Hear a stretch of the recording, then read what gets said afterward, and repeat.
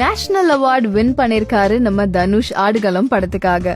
ஆனா அவரோட சந்தோஷத்தை கூட வெளிப்படுத்திக்க முடியாத ஒரு நிலைமை. எஸ், அவருடைய மாமனாரான நம்ம சூப்பர் ஸ்டார் ரஜினிகாந்துக்கு உடல்நிலை சரியில்லாத காரணத்தினால. சரி, இதெல்லாம் ஒரு பக்கம் இருக்க, அவருடைய அடுத்த பிளிக் இரண்டாம் உலகம். அவங்க அண்ணாவோட டைரக்ஷன்லயே நடிக்கிறாரு நம்ம தனுஷ். அண்ட் இந்த படத்துல பாத்தீங்கன்னா ஒரு சூப்பரான வித்தியாசமான ஒரு ரோலை ஹேண்டில் பண்ணிட்டு இருக்காரு நம்ம தனுஷ்.